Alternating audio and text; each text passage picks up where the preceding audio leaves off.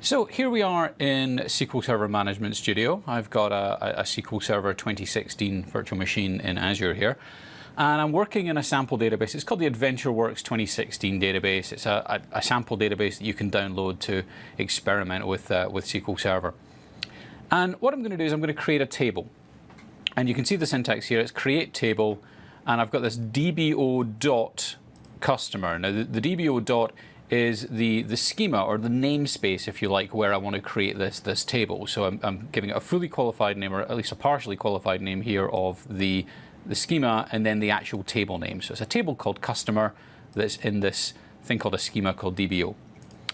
And the customer table is going to consist of a number of columns. We've got a customer ID column, which is going to store integer data. And it's a special kind of column. It's an identity column. So it's going to automatically increment a value with each new row that's added to the table. And it's the primary key for the table. It's the column that uniquely identifies each row in the table. So a customer ID will uniquely identify a customer row. We've then got a first name, and that's of type nvarchar. So in other words, it's going to support Unicode characters for my names, and I'm going to have a maximum length of 20 characters for someone's first name. And you'll see that that's specifically set to be not null. So I can't not put a value in this column. I can't leave that value null. I have to put in a first name. I've then got middle name, which again is an nvarchar of 20 characters, but this time I'm allowing nulls. So if someone doesn't have a middle name, then in theory we can just leave that null. And the same with last name. We've got an nvarchar 20, and again I'm allowing null. Some people don't have last names, they just have a first name. So we'll leave that null. It should be worth thinking about here that null could mean either this person doesn't have a middle name or last name, or it could just mean we don't know what the middle name or last name is. Null means unknown, effectively. We've got an account opened column here, which is a date. So we're recording the date that this customer opened their account. And in that one, we're assigning a default value of the current date. We're using this getDate function to calculate today's date. So if I don't specify, when I insert a value into here, if I don't specify when the account was opened, it will default to the value for the current date. And then I've got a credit limit that I'm going to assign to that. It's going to be a decimal value, and that's going to have 6 values in the number to 2 decimal places. So we've got this specified decimal size that we're going to store in there, and again we've got a default value of 1000. So we're going to allow a default credit limit of 1000. So that's the code to create the table. Let's go ahead and run that. I'll just select this particular statement, which is what I want to execute, and we'll go ahead and execute that.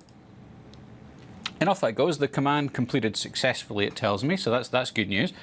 And if I go and have a look in my database here, in my AdventureWorks 2016 database at tables, I should find in here, I might just have to refresh this view, that we have a DBO customer table. So there's that table, and I can see the columns that I've defined in that table. So it's gone off and it's created that table for me in my database.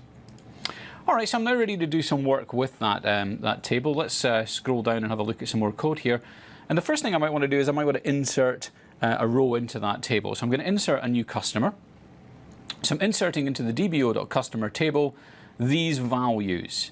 So I haven't specified any individual columns. I'm just saying insert into the table these values, and the values are in the order that the columns appear. Now you might notice I haven't specified a customer ID, because remember that was an identity column. So that's automatically going to be generated for me. But I am inserting the first name, the middle name, or the middle initial in this case, the last name, the account opened date, and the credit limit. So I'm explicitly entering the values for those columns other than the identity one, which is generated automatically for me. So we'll go ahead and select that. And off that goes. It says 1 row affected, so it's inserted that 1 row into the table now, which is good news for me. Well, let's look at some other ways of inserting data. In this case, we're going to insert some explicit nulls, and we're going to use some default values. So we're inserting into the DBO customer table again. And again, we're just inserting the values. But this time I'm saying that the first name is Rodrigo. There is no middle name, so I'm explicitly saying the middle name is null. Right? I'm explicitly saying there's nothing to be inserted in there. The last name is Romani. And then I want to insert the default value for the account open date and the default value for the credit limit. And remember, I specified what those defaults should be when I created the table. So I can go ahead and run that. And again, one row affected, it's inserted that row into the table. Well, the other thing I can do, because I've got columns that allow null values and I've got some default values specified for some of the columns, I don't have to insert something into every single column. I don't have to create these placeholder values to insert into the columns that accept nulls or defaults. I can just say I want to insert into DBO customer and then specify these are the columns that I'm inserting. I'm only inserting first name and last name. If there are any other columns, just use either a null if it supports nulls or a default if there's a default defined for that column. So let's insert Naomi Sharp into there. And again, that succeeds. One row affected, that's happily done that. And because I haven't specified things like the middle name or the account open date or the credit limit, it's used either a null or a default value for those. Now let's insert something that I know to be invalid. I'm going to insert a null first name and a middle initial and a last name and then a date and a credit limit. Now we specifically said that first names could not be null. So what happens if I try to insert a null into that location? Well, what happens is I get this error message at hearing. It says you cannot insert the value null into column first name. That statement has been terminated because we don't allow null first names. So here's a question for you, just to see if you've been paying attention here. We created the table and we specified that there is a default value for the credit limit. But I did not say whether or not it would also allow nulls. So if we have a look at our create table statement, here it is here. Here's my credit limit column. Credit limit is a decimal value with a default of 1,000, but I haven't said null or not null. I've left that ambiguous. And whether or not that's going to allow nulls depends on the settings that I have for the database. So until I actually run this, unless I explicitly know what the settings are for the database, I don't know whether this is going to succeed or fail. So if I run that, it actually succeeds. So the default in my database system is that columns will allow nulls. If I haven't specified null or not null, it will allow nulls. But I can change that behavior in the database. So you shouldn't rely on that. The point is that you should always be explicit when you're creating tables about whether you want to allow null values or not. Okay, so I've created my database. I've put all these rows, I've created my table rather, I've put all these rows into the table. I might want to actually get the data back out of the table, so let's go ahead and run this select statement. And it's going to select star from DBO customer. Star is the kind of shorthand for just bring me back everything that's in this table. Bring me back all of the columns is really what that means. So if I run that, sure enough, it brings back everything that's in there, and I can see those values. It's generated these identity values, 1, 2, 3, 5, because you remember there was one statement that I tried to insert that failed. So we tried to insert 4, that failed, and it just moves on to the next number, so we get to 5. And I've got my first names all in there. Where there's a null, I can see that it's highlighted, that's a null value in there. So it's not that the middle name is actually null, it's actually a null value that's in there. And I've got a null credit limit here in that last row that we inserted as well. Now I can bring back, rather than bring back all of the columns, it's kind of wasteful to do that. If you're doing this over a network and you've got a table with lots of columns, you probably don't want to bring them all back. You just bring back the columns that you're interested in. So I can specify that I only want the customer ID, the first name, and the last name from this table. So let's go ahead and run that. And sure enough, it brings back just the customer ID, first name, and last name. So I get that data. That's pretty good stuff. I can also do things like I can bring back calculated columns.